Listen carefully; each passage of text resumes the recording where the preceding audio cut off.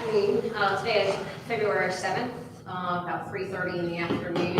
I'm Officer Carolyn from Beach Police Department Regulatory Unit. We're here today to discuss the ordinances and franchise for pertaining to mopeds and golf carts, and do a little bit of introductions. I'll let these gentlemen introduce who they are.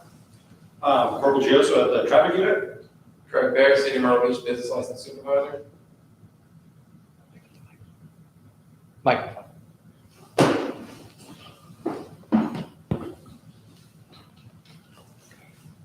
So today we'll go ahead and we'll get started. We'll just go over just an overview of ordinances pertaining to golf carts and mopeds. Just put a few together just to go over those for everybody. One of them is going to be 12-166, which is making sure that everybody is performing their fitness. Make sure that people are able to operate the moped, make sure they're able to operate the moped or golf cart correctly. The other one is 12-167, which is making sure that when you rent that moped golf cart, that the operator has been trained on how to operate said moped or golf cart. Make sure that you guys are giving them the instructions, training them, and making sure that they are signing that brochure. They get a copy of that safety brochure, and then make sure that they have that on them at all times as well.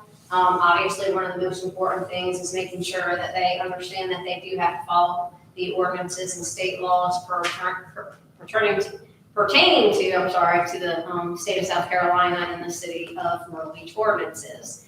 Main thing is we want everybody to be safe when they're here inside the city, and they obey all the traffic laws. The other thing is making sure, obviously, that the equipment is in operating order, that it is safe for the operator to take that moped or golf cart out onto the roadway.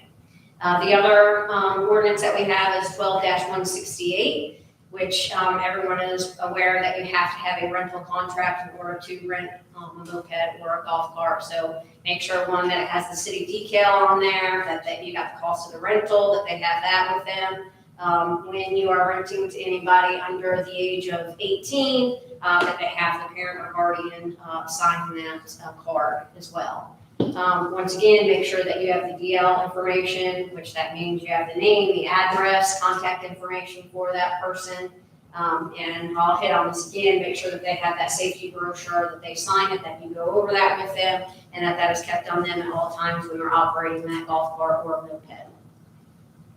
The other thing is, please make sure that when you are renting these out, that the operator, once again, is able to operate that moped or golf cart. Obviously, make sure that they're not impaired when renting that golf cart or moped. Make sure that they understand as well that when they get on there, that they are equipped with the proper training. If they have to wear, the goggles, the helmet, that they make sure that they have that proper safety equipment with them as well pertaining to state law. Make sure that obviously this helps them as well as you, but they are required to make sure that they give you guys emergency contact information in case there is an accident that occurs with the moped or golf cart. So we do have emergency contact that we can get a hold of somebody in case something does happen to the person that is operating that moped or golf cart. In the case that there are damages to a moped or golf cart, make sure that they have to be given a written notice of cost of those damages, when that's what the charge may be. Also, that may come out of their security deposit, so make sure that if there are damages to a moped, that you do a written cost of damages that goes to the operator. The other one, once again, I'll hit on this again, which is 12-169. Make sure that they do have that safety brochure, that you go over that safety brochure, that they sign that, and they keep that on them at all times as well. The other one is 12-171, which is what's required of a moped operator. Obviously, one, that they have to adhere to state law. Obviously, they have to adhere to the city ordinances of Myrtle Beach as well. One thing that you business owners need to make sure that you are doing is that you are making a copy of that driver's license. That driver's license has to stay on file for at least 90 days. So make sure that you are maintaining that for your records. One of the things too that I want to hit on as well is accountability. Everybody knows that public safety is a shared responsibility. Some of the issues that we have been seeing or concerns with golf carts I'm just gonna go over some of these concerns that we've seen. One being the loud music that is coming from the golf carts. Two, overcrowding with the golf carts. People standing up while they're operating the golf carts. Operating them at night. Careless operation of a golf cart. The other is operating on Kings Highway. We've seen unlawful parking of the golf carts as well, and not having that safety brochure with them. So these are some of the things when you have somebody that is renting a golf cart or moped from you, please hit on those. Make sure that they understand the city ordinances pertaining to some of these that I have discussed. The other concerns that we have seen regarding mopeds, reckless driving, operating inside the bike lane, once again, loud music, excessive use of the horn. That is a violation, so when you are renting these out, please let them know that we do have an ordinance for the excessive use of the horn. Not wearing their helmet if they're required to by state law, their safety equipment that they need to have on as well, standing up while operating. Also thefts that occur to the mopeds. Make sure that they understand that they have to secure those mopeds when they park them.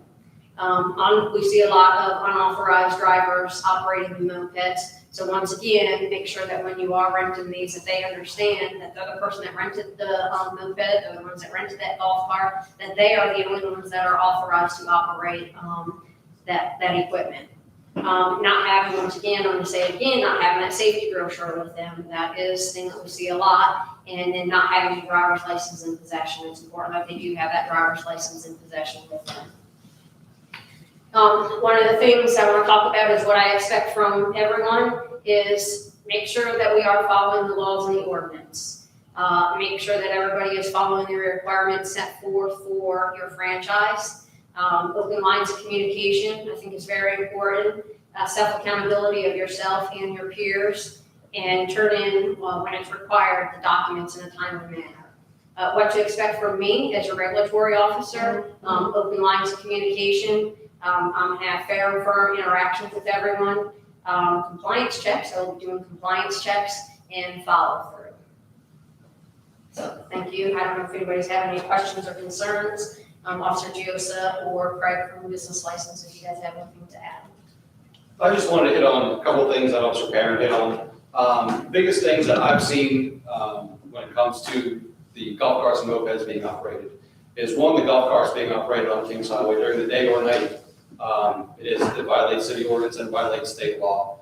So keep it off roads that have speeds over 35 miles an hour. Keep it off Kings Highway, Robert Grissom. There's several side streets that have speed limits over 35 miles an hour as well. So just be mindful of those speed limits. That's more for your safety than anything else. If you get into a collision with a car, it's not going to end good in a golf cart. With the mopeds, operating the bicycle lanes, swerving in and out of traffic on any roadways is illegal. So going back to the golf carts, operating at night is another big thing that we see. Mostly on Ocean Boulevard. When the sun goes down, those golf carts have to be parked and can't be taken out again until the sun comes up. So those are the big things that I see when I'm addressing traffic issues. Greg, you have anything? Business licenses, make sure you guys do have your business licenses active. They do expire April 30th of that year, and they run May 1st, April 30th. So if you are looking into renting them or getting into that business, please come down and get a business license.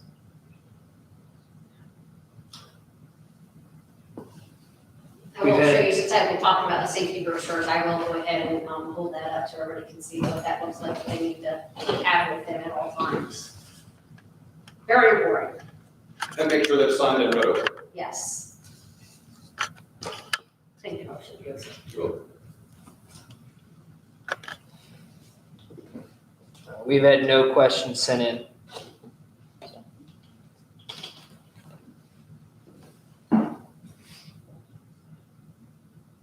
Thank you for being here.